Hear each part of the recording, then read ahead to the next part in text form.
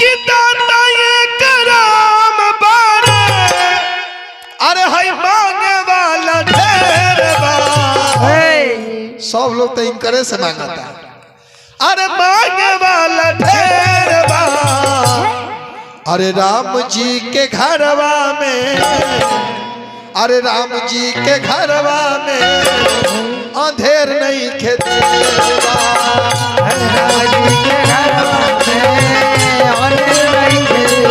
राम जी के घरवा में अंधेर नहीं खेते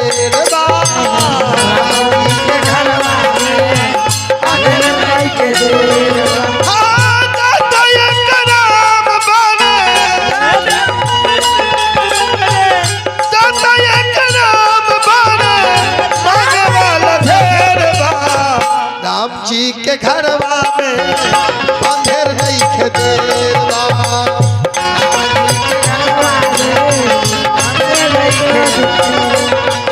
राम जी के घरवा में अंधेर नहीं खेते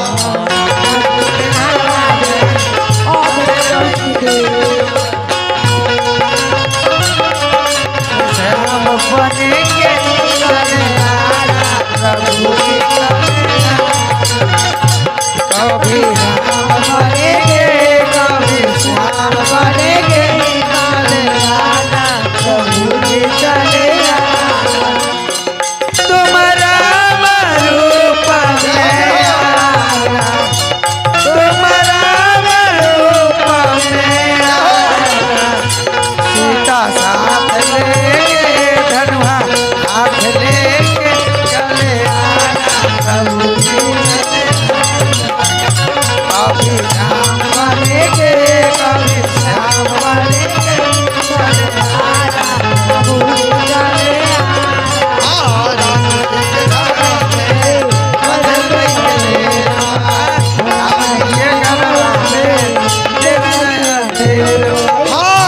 पापी दुशासन खिंचत बार सारी पाँचों पति महावीर बैठे मनवा मारी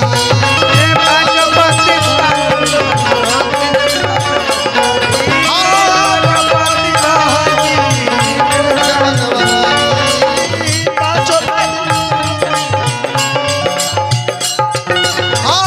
पापी दुशासन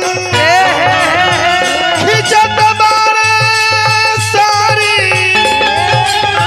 खिंचत बार सारी पापी दुशासन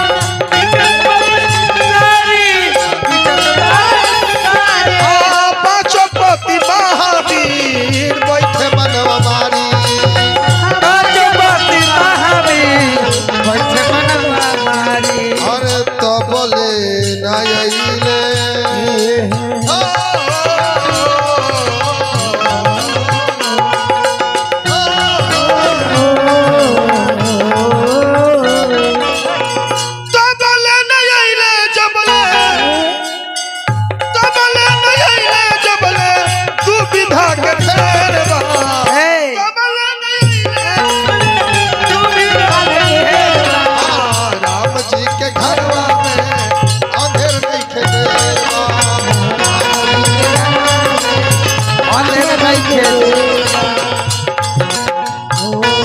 हिंदू खाना किसी का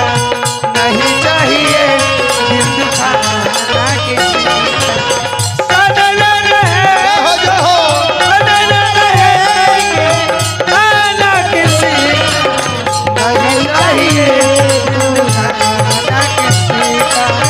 नहीं चाहिए हिंदू खाना किसी का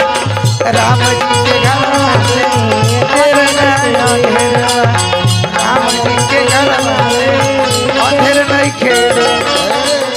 साधारण दुल्हा ना हुए इनकर महिमा सब लोग ना जाने इनकर महिमा के जानेला हाथी जनलस सिंधु बीच ग्राह राज के पछाड़ी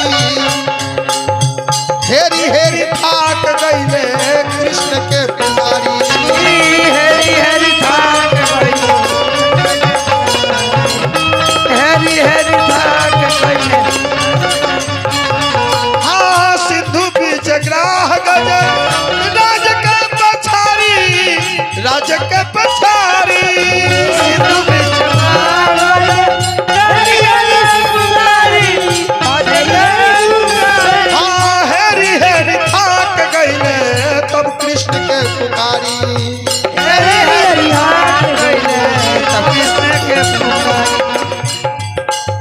अरे गज भी पछाड़ खैले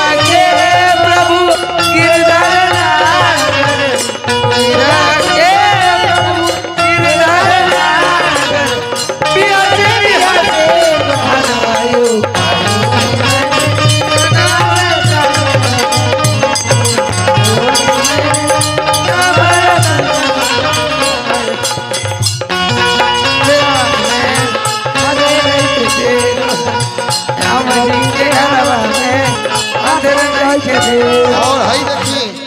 दरोगा जी जगकर्ता महोदय जी की ओर से 101 रुपया ये भजन पर खुश होकर के माता रानी ठाकुर जी से प्रार्थना करब कि ठाकुर जी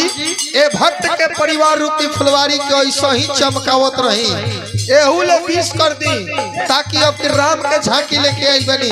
एक बाद जब आई तो गर्मी के दिन होके हाकनी डाकनी भूत प्रेत सबके झांकी लेकर के आई शिव विवाह के झांकी लेके आई कभी कहा था और क्या बुझलस भगवान के महिमा भगवान के महिमा और सुनील भैया के बुझल पंचाली द्रौपदी बीच सभा में देखी द्रौपदी पुकारी पांचों पति महावीर बैठे मनवा मारी पांचों पति महावीर बैठे मनवा मारी पांचों पति महावीर बैठे मनवा हाँ बीच सभा में देखी द्रौपदी पुकारी बीच सभा में देखो द्रौपदी पुकारी हाँ पांचों पति महावीर बैठे मनवा मारी महावीर बैठे मनवा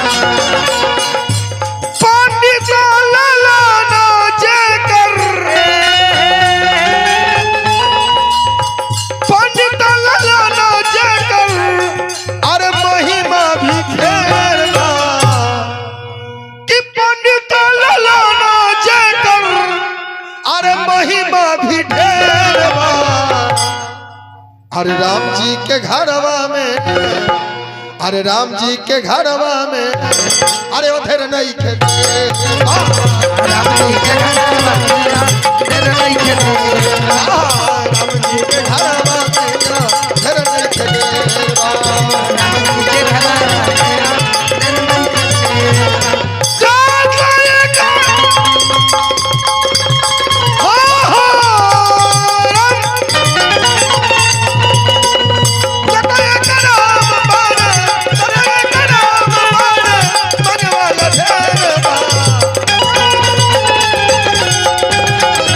राम जी के घरवा में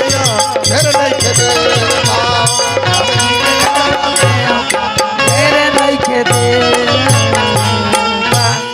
से राम के झांकी कोई नहीं इनका में देर बा लेकिन अधेर नहीं खे वाह चली आई